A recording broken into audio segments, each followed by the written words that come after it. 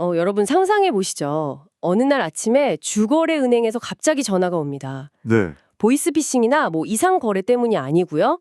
여러분 손목에 찬 스마트워치가 불규칙한 심장 박동을 감지한 겁니다. 아, 네네. 그래서 그 데이터를 넘겨받은 은행의 AI 로봇이 방금 전 여러분 안방으로 혈압약이랑 물 한 잔을 딱 들고 들어온 거죠. 와, 진짜 무슨 공상과학 영화 같네요. 그렇죠. 저도 처음에 그렇게 생각했거든요. 네. 그런데 놀랍게도 이게 먼 미래가 아닙니다. 맞아요. 오늘이 2026년 5월 9일 토요일인데요.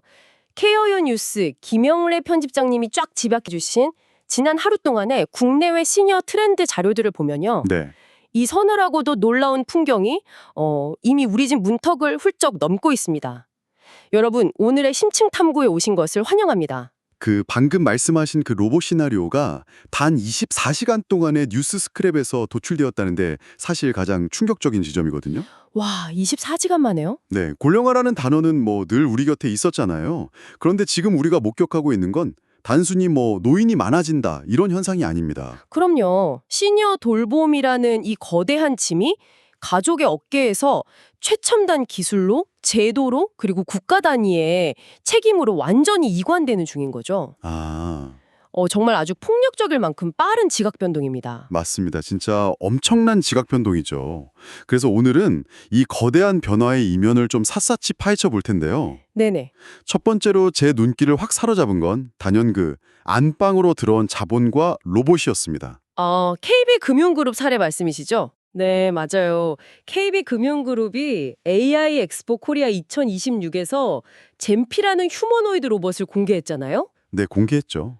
보통 금융사가 이런 엑스포에 나오면 막 복잡한 AI 알고리즘으로 우리가 주식 수익률을 이렇게 올립니다. 이런 걸 과시하기 마련이거든요. 그렇죠. 숫자 자랑을 보통 하죠.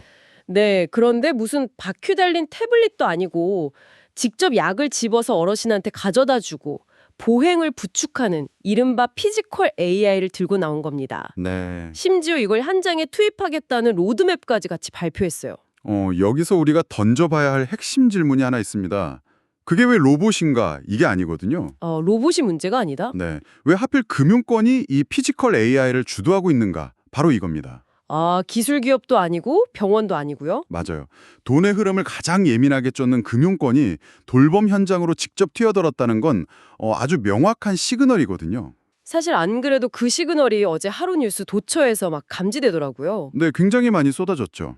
신한은행은 대대적으로 시니어 브랜드 필름을 런칭했고요. 네, 신한투자증권은 시니어 전용으로 연 3.4% 특판 상품을 내놨습니다. 맞아요.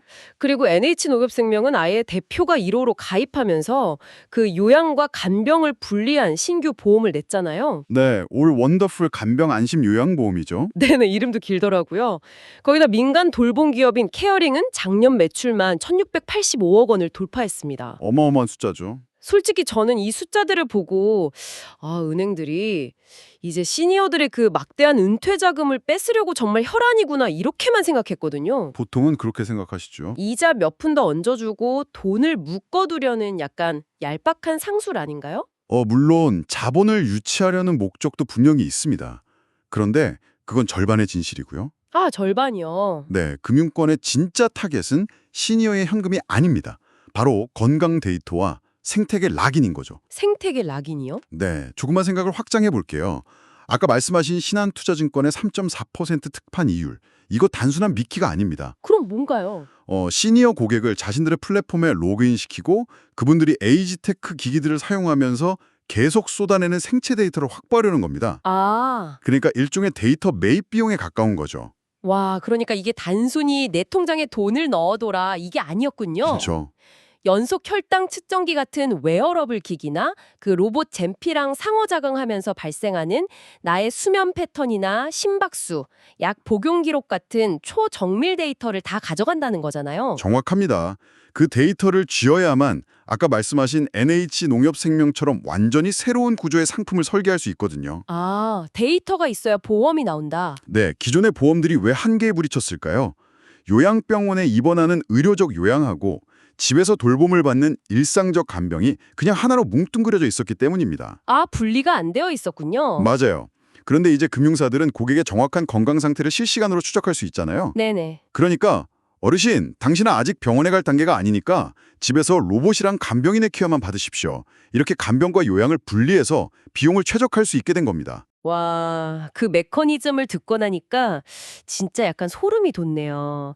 성남 시니어 산업혁신센터가 막 종합지원센터로 지정되고 하던데 이런 인프라가 괜히 세워지는 게 아니었군요. 그럼요. 다 큰 그림이 있는 겁니다. 기술이 그냥 일상으로 스며드는 수준이 아니라 내 안방 전체가 거대한 금융이랑 의료 데이터 플랫폼의 무슨 말단 노드처럼 편입되는 셈이네요. 아주 정확한 표현입니다. 자, 그럼 여기서 필연적으로 아주 심각한 마찰음이 발생할 것 같은데요. 어떤 마찰음이죠? 이렇게 피지컬 AI나 웨어러블 기기가 어르신들을 안방에 안전하게 머물도록 지켜준다면 기존의 어르신들을 모시던 그 수많은 시설들은 어떻게 되는 겁니까? 아, 요양병원들 말씀이시죠? 네. 지금 전국의 요양기관이 무려 15,075개소나 되잖아요. 불과 1년 만에 1,200개가 넘게 급증했는데 집에서 다 해결이 되면 이 병원들은 그야말로 다 통통 비게 생겼는데요. 바로 그 지점이 현재 의료 및 복지 체계가 직면한 가장 거대한 병목 현상입니다. 병목 현상이요? 네, 대한요양병원협회 심포지엄에서 막 노인 의료의 마지노선이 무너진다, 의사가 배제되고 있다 이렇게 격렬하게 반발이 나왔잖아요. 네네, 뉴스에 크게 났었죠. 이게 단순히 자기들 밥그릇 챙기기가 아닙니다. 병원 공급은 미친 듯이 늘어났는데 국가 정책은 정확히 반대 방향인 통합돌봄으로 급선회해버렸거든요. 맞아요. 그 어버이날을 기점으로 정치권이 일제히 이 통합돌봄 카드를 들고 나왔더라고요. 그렇죠. 이재명 대통령이 국가부모 돌봄 책임을 선언했고 또 세종시의 온기회복 쉼터부터 시작해서 막 각종 지방선거 후보들까지 난리가 났습니다. 네, 일제히 한목소리를 내고 있죠. 이제 병원이나 시설에 모시지 말고 살던 동네에서 살던 집에서 국가가 다 돌봐드리겠습니다. 이렇게 외치고 있잖아요. 네네. 그런데 저는 이 화려한 청사진을 보면서 진짜 위화했던 게 하나 있습니다. 시 군구당 배정된 예산이 고작 2억 7천만 원에 불과하다는 사실이거든요. 아, 그 숫자가 의미하는 바를 정확히 짚으셨네요. 아니 2억 7천만 원이면 솔직히 요즘 수도권 외곽 아파트 전세금도 안 되는 돈이잖아요. 그렇죠. 현실적으로 너무 적은 금액이죠. 국가가 100세 시대의 부모 돌봄을 다 책임지겠다면서 구청 하나에 던져준 돈이 2억 7천만 원이라는 건 이거 그냥 흉내만 내겠다는 거 아닌가요?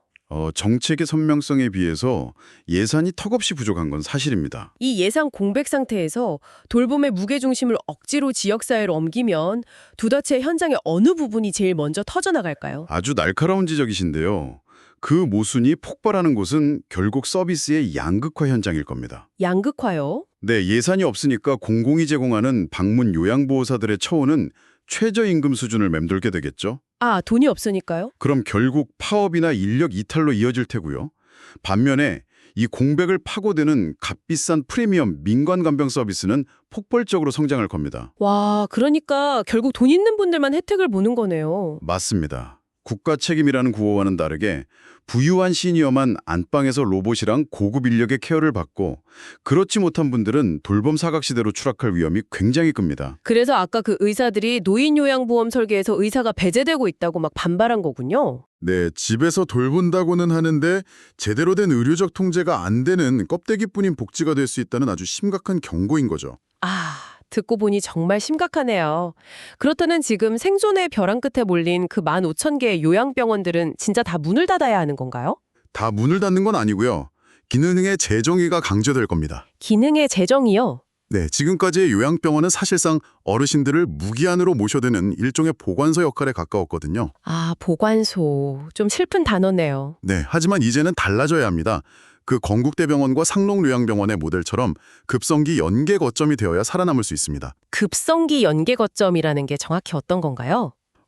대형 병원에서 수술을 받은 환자가 집으로 바로 가기엔 아주 위험할 때 머무는 정거장 역할을 하는 거죠. 아, 중간 다리 역할을 하는 거군요. 네, 맞습니다. 아니면 대정요양병원 인공신장센터처럼 동네 의원에서는 감당할 수 없는 투석 같은 고위험군 특화시설로 진화해야 합니다. 그렇지 않으면 도태될 수밖에 없어요. 그러니까 요양병원이 종착역에서 환승역으로 바뀌어야만 살아남는다는 말씀이네요. 정확합니다. 자, 그럼 어르신들이 무사히 그 환승역을 거쳐서 자신의 안방으로 잘 돌아왔다고 한번 가정해 보겠습니다. 네네. 젠피가 막 약을 챙겨주고 웨어러블이 혈당을 재주잖아요. 네. 육체적 생존은 정말 완벽하게 보장이 됩니다. 네, 기술적으로는 아주 훌륭하죠. 그런데 여기서 어제 하루 니수를 관통하는 가장 먹먹한 세 번째 트렌드가 등장합니다. 바로 울산 노인 5명 중 1명이 혼자 산다는 그 고독에 관한 통계거든요. 참 마음에 무거워지는 소식이죠. 어버이날의 그 카네이션이 오히려 독거노인들의 고립감을 극대화시키는 렌즈 역할을 한 셈입니다. 네. 육체를 집안에 머물게 하는 기술은 막 눈부시게 발전했지만 그 집안에서 벌어지는 정서적인 붕괴는 전혀 방어하지 못하고 있다는 명백한 증거인 거죠. 진짜 씁쓸한 풍경이었습니다.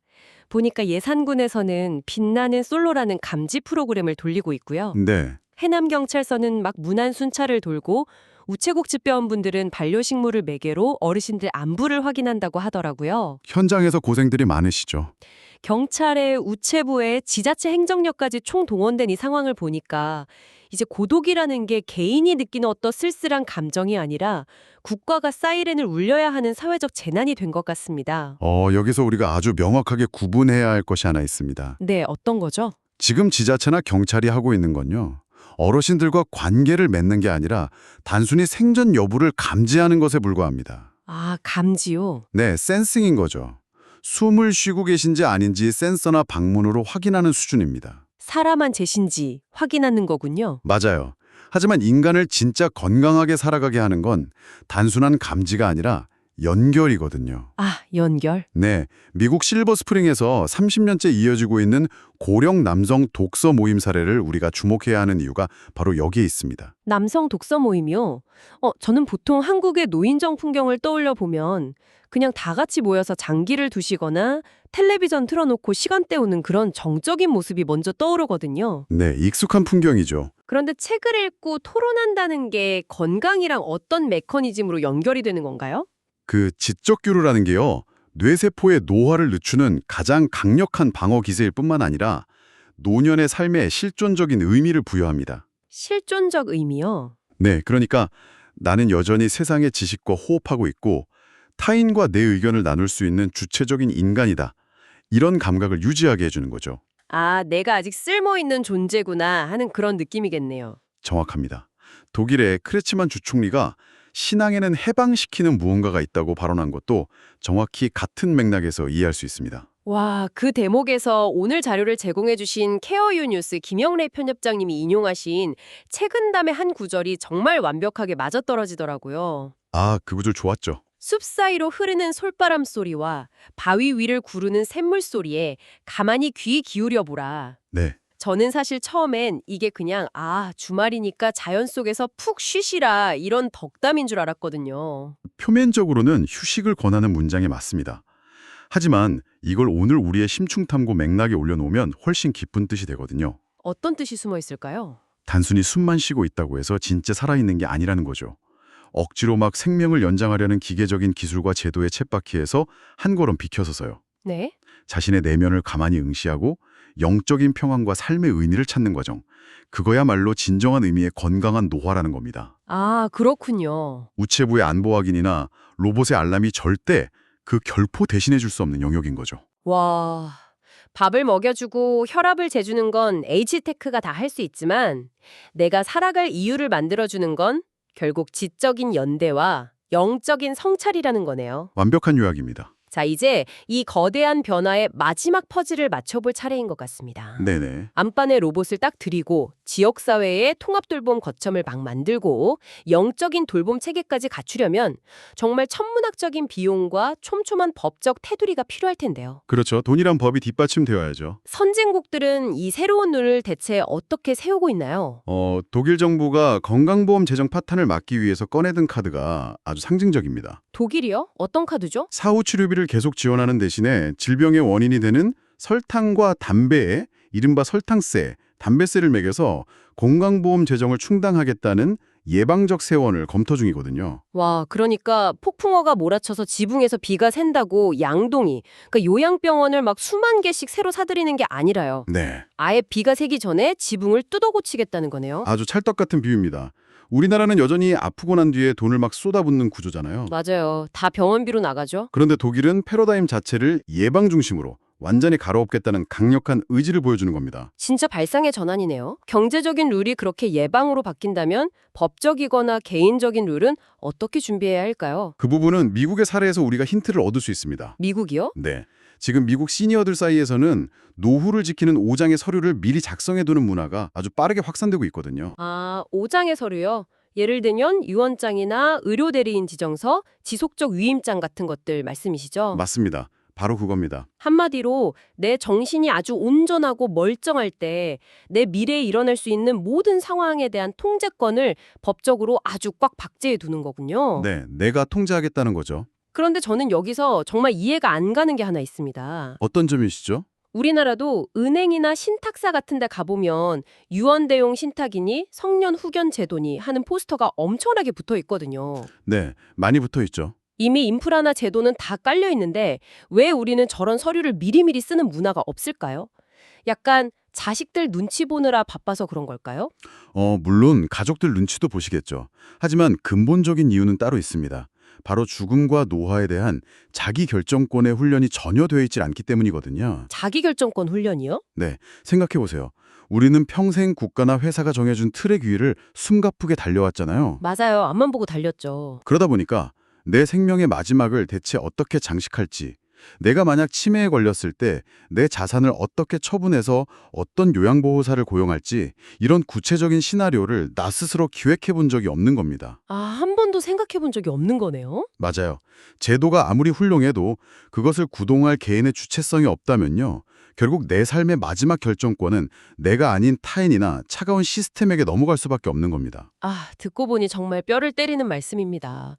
오늘 케어연 뉴스가 하루 동안 집약해낸 이 파편화된 뉴스들을 저희가 하나로 쫙 깨어보니까요. 우리가 지금 서 있는 곳이 어딘지 너무나 선명해집니다. 네, 그림이 확 그려지시죠? 금융자본이 빚어낸 로봇 챔피가 우리의 안방으로 성큼 걸어 들어왔고요. 갈고 들은 요양병원들은 급성기 정거장으로의 진화를 강요받고 있습니다. 그렇습니다. 국가는 턱없이 부족한 예산표를 들고 통합돌봄이라는 거대한 텐트를 치려고 막 고군분투하고 있고 그 사이 수많은 독거 시니어분들은 외로움이라는 사회적 재난 속에서 그저 우체부의 노크소리만을 기다리고 있죠. 참 가슴 아픈 현실이면서도 또 거대한 전환점입니다. 맞아요.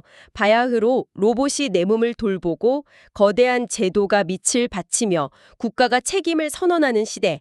이 시대로 패러다임이 완전히 이동을 해버렸습니다.